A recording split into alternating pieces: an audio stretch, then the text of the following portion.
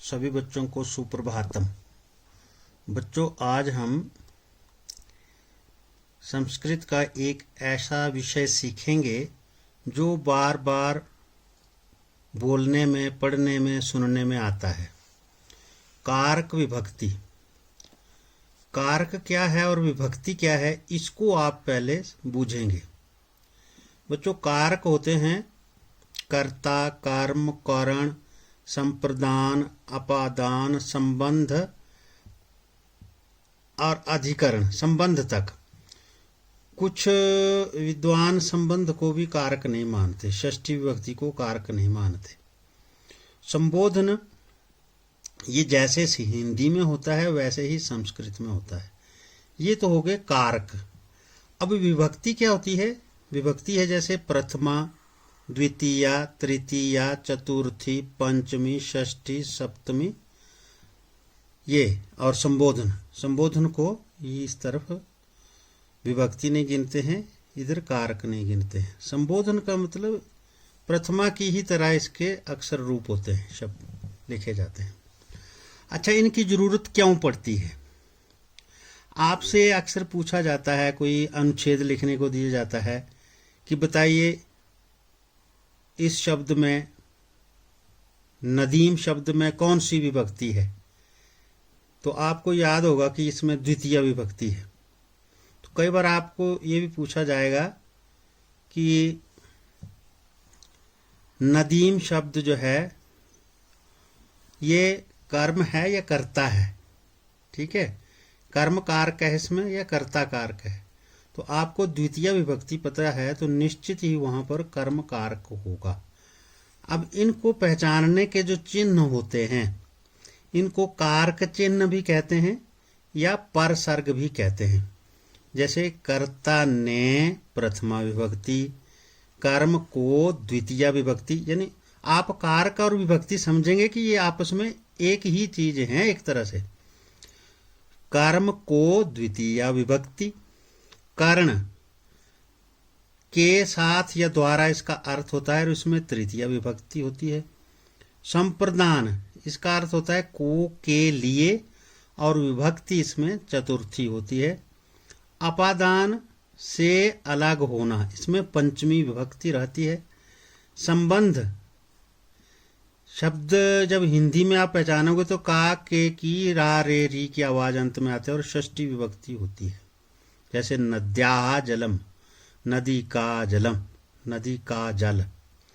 अधिकरण का अर्थ होता है में और पर, और सप्तमी विभक्ति होती है। जहां अधिकरण है वहां हमेशा सप्तमी विभक्ति होगी। और संबोधन की आवाज जब पहचानी जाती है तो हे, अरे, ओह की आवाज आती है। जैसे हे बालक, अरे बालक, हे नदी, हे नदियों, हे सब नदियां, ऐसे। तो ये कारक और विभक्ति आपने देखी। अब देखो इनको कैसे वचन में लिखते हैं, एक वचन में, द्विवचन में और बहुवचन में। तो इसको जब संस्कृत में कहेंगे तो एक वचनम, द्विवचनम, बहुवचनम ऐसे समझेंगे बच्चों। अब देखो ऊपर क्या है लिखा हुआ है, नदी शब्द है, और नदी शब्द से भी ऊपर लिखा है ईकारांत स्त्रीलिंग शब्द। ई बड़ी है, ईकारांत, ईकार है जिसके अंत में, ऐसा शब्द जिसके अंत में बड़ी ई की आवाज है और वो स्त्रीलिंग है। ठीक है, यानी नदी शब्द को जब हम व्याकरण की दृष्टि से पहचानेंगे तो हम कहेंगे कि ये ईकारांत स्त्रीलिंग शब्द है। यानी नदी शब्द जो है इसमें बड़ी ई की आवाज है मूल शब्द में।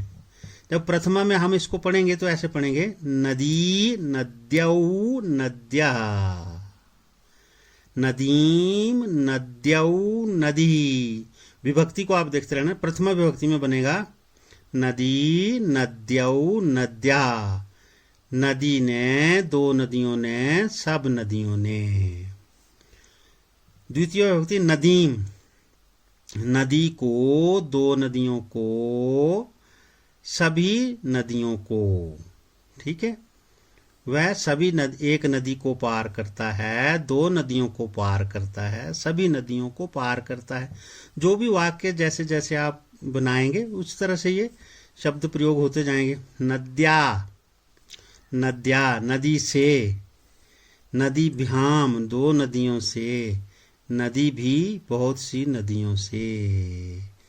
नद्या नदी से समुद्र भरता है, नदीभ्याम दो नदियों से समुद्र भरता है, नदी भी सभी नदियों से समुद्र भरता है, भर जाता है।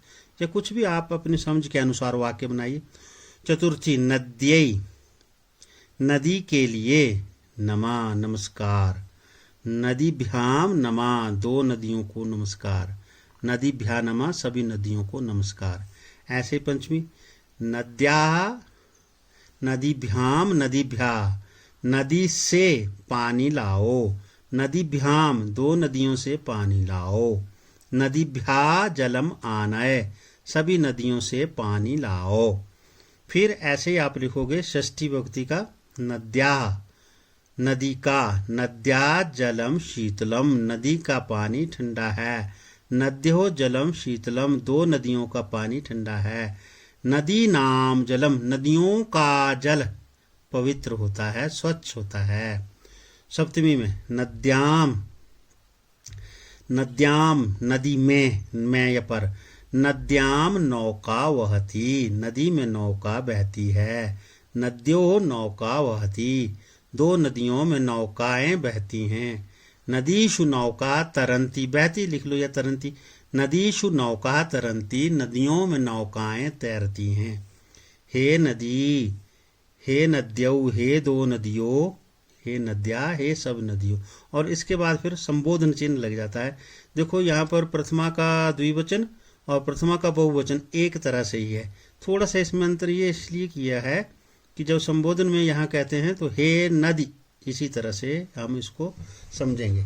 अब आप देखो इसके साथ छोटे से शब्द और दिए हैं, सूची एक दी है शब्दों की। ऐसे ही इन शब्दों को भी आप लिख सकते हैं, भगिनी, लेखिनी, मानिनी, पठंती, इस तरह से। जैसे भगिनी, भगिन्यौ, भगिन्या, भगिनी, भगिनी कहते हैं बहन को, भगिनी का मतलब बहन, बहन भगिनी, भगिनी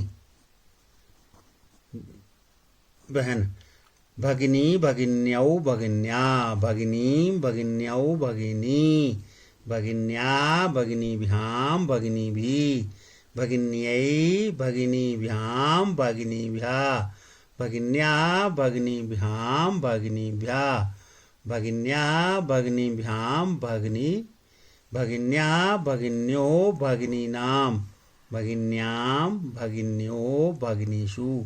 हे भगिनी, हे बहन, हे भगिन्यौ, हे दो बहनों, हे भगिन्या, हे सब बहनों। अब देखो अच्छा यहाँ पर कुछ ऐसे शब्द दिए हैं बच्चों जो कॉमन होते हैं, एक ही तरह से होते हैं। जैसे पंचमी और षष्ठी का एक वचन एक ही तरह का होगा। अब द्विवचन देखो, तृतीया, चतुर्थी और पंचमी का द्विवचन एक ही तरह से होगा लिखने को। और ऐसे ही षष्ठी और सप्तमी का द्विवचन भी एक ही तरह से होगा। अब आगे देखो यहाँ बहुवचन चतुर्थी पंचमी का एक ही प्रकार से होगा। ये शब्द जब आप पहचान लोगे तो आपको लिखने में आसान रहेगा। और यहाँ देखो प्रथमा और द्वितीय का द्विवचन जो है वो एक ही तरह से दिया गया है, ठीक है। नदी नाम जहाँ आया वहाँ, नाम जहाँ आया वहाँ षष्ठी विभक्ति होगी, और शु जहाँ आता वहाँ सप्तमी का बहुवचन होता है। अब थोड़े से एक दो वाक्य लिखो नदी शब्द पर, ठीक है। नंबर 1, नद्याः जलम, नद्याः जलम शीतलम अस्ति, नदी का पानी ठंडा है।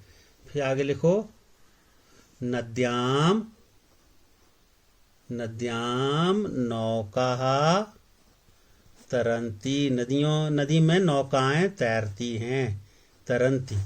आगे लिखो एक और, नद्यै, चतुर्थी का एक वचन, नद्यै नमः, नदी के लिए नमस्कार।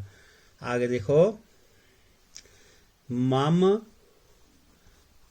गृहस्य समीपे नदी वहती, मेरे घर के समीप नदी बहती है। ठीक है। 5वां एक वाक्य और लिखो। नदी नाम जलम, नदियों का पानी।